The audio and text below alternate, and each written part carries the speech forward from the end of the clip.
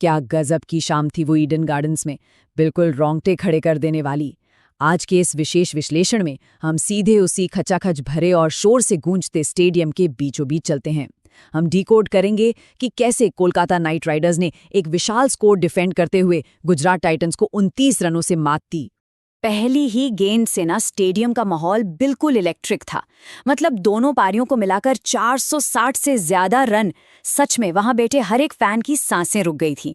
इस high scoring thriller में momentum कैसे पल पल बदला और वो कौन से सटीक रणनीतिक बदलाव थे जिन्होंने मैच का रुख तय किया, आइए उसे गहराई से समझते हैं। तो कहानी शुरू होती है उस ताबड़तोड़ शुरुआत से। मोहम्मद सिराज ने शुरुआत में ही अजिंक्य रहाणे को आउट करके अपना 200वां T20 विकेट झटक लिया था। लगा कि शायद केकेआर दबाव में आएगी, लेकिन हुआ बिल्कुल उल्टा। फिन एलन और युवा अंग क्रिश रघुवंशी ने मिलकर 95 रनों की एक ऐसी ऐतिहासिक साझेदारी खड़ी कर दी जिसने सच कहूं तो मैच की पूरी नींव ही बदल कर रख दी। इन बल्लेबाजों ने न सिर्फ रन बनाए बल्कि गुजरात के बॉलिंग अटैक को पूरी तरह से बैकफुट पर धकेल दिया। जरा सोचिए, फिन एलन ने सिर्फ 35 गेंदों में 10 गगनचुंबी छक्कों के साथ 93 रन ठोक दिए। रघुवंशी ने नाबाद 82 रन बनाए और फिर आखिर में कैमरून ग्रीन ने भी 28 गेंदों पर 52 रनों की आतिशी पारी खेल डाली। शुरुआती झटके के बावजूद केकेआर का रन रेट कभी गिरा ही नहीं और स्कोर जा पहुंचा 247 रनों के एक विशाल पहाड़ तक।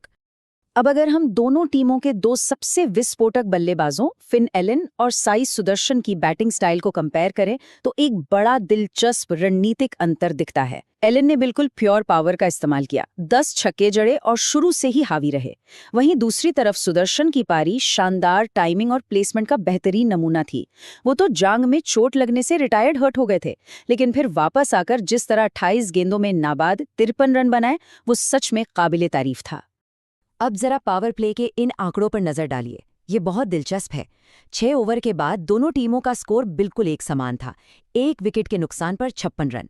कागज पर तो मामला बिल्कुल 50-50 लिख रहा था ना, लेकिन अगर आप उस वक्त स्टेडियम में होते तो महसूस करते कि दोनों डगआउट में मोमेंटम और माहौल एकदम अलग था।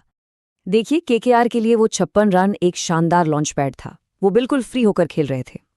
लेकिन गुजरात, उनके ऊपर लगभग 250 रनों के उस विशाल पहाड़ का दबाव था। लगातार बढ़ता रिक्वायर्ड रन रेट उनके लिए दम घोटू साबित हो रहा था और यहीं पर दोनों टीमों की कप्तानी का अंतर भी साफ दिखा। केकेआर ने सटीक बॉलिंग रोटेशन से गुजरात को बांधे रखा, जबकि गुजरात के कप्तान इस विशाल स्कोरबोर्ड के दबाव में अपने गेंदबाजों का सही इस्तेमाल करने में थोड़े पिछड़ गए थे। और इसी दबाव का असर बीच के ओवरों में साफ दिखा। गुजरात का मिडिल ऑर्डर बुरी तरह फंस गया था। जॉस बटलर जैसे खतरनाक बल्लेबाज को शुरुआत में अपनी लय ही नहीं मिल रही थी। केकेआर के स्पिनर्स ने पिच की वेरिएशंस का इतने शानदार तरीके से इस्तेमाल किया कि गुजरात 12 ओवर में सिर्फ 122 रन ही बना सका। अब सोचिए, आखिरी 48 गेंदों में 126 रन चाहिए थे। इस आसमान छूते रन रेट ने गुजरात को जोखिम भरे शॉट खेलने पर मजबूर कर दिया। इस मिडिल ओवर चोकहोल्ड के असली मास्टरमाइंड रहे सुनील नरेन। उनकी गेंदबाजी तो मानो एक टैक्टिकल मास्टर क्लास थी। 5वें ओवर में जब गुजरात मोमेंटम बनाने की कोशिश कर ही रहा था, नरेन ने निशांत सिंधु को आउट करके ब्रेक लगा दिया और फिर जो उन्होंने 17वें ओवर में किया, शुभमन गिल का वो बेशकीमती विकेट, सच कहूं तो उसी एक विकेट ने मैच को पूरी तरह से केकेआर की झोली में डाल दिया। अगर हम इस रन चेस की टाइमलाइन को देखें तो मैच के उतार चढ़ाव आपको साफ नजर आएंगे।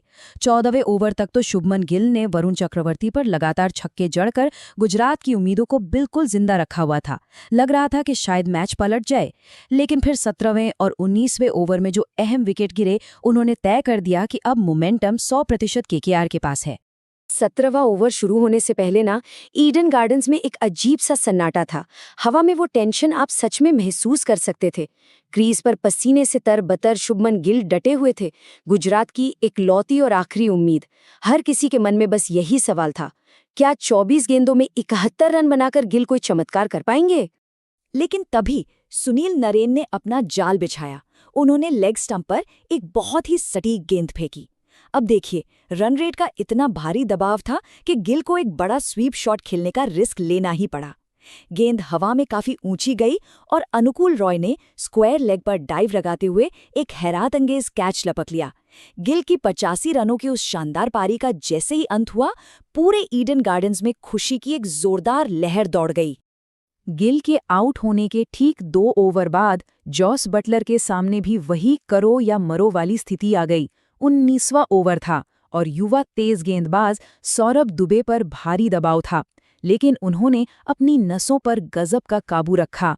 दुबे ने सेट हो चुके बटलर को हवाई शॉट खेलने पर मजबूर कर दिया। गेंद फिर से हवा में गई और इस बार रमनदीप सिंह ने सुरक्षित कैच पकड़कर गुजरात की बची खुची उम्मीदों पर भी पूरी तरह पानी फेर दिया। आखिरी के उन 2 ओवरों में ईडन गार्डन्स का शोर, ओहो हो, वो बस सुनने लायक था। बिल्कुल कान सुन्न कर देने वाली गूंज थी स्टेडियम में। जब स्कोरबोर्ड पर दिखा कि आखिरी 7 गेंदों में 41 रन चाहिए, जो कि प्रैक्टिकली असंभव था, तो स्टेडियम के उस अनफिल्टर्ड और जोशीले माहौल ने ये मोहर लगा दी कि केकेआर ने रणनीतिक और मानसिक दोनों ही मोर्चों पर टाइटंस को पूरी तरह पछाड़ दिया है। तो अपने इस विश्लेषण के अंत में मैं आपके सामने एक बहुत ही दिलचस्प सवाल छोड़ना चाहता हूं।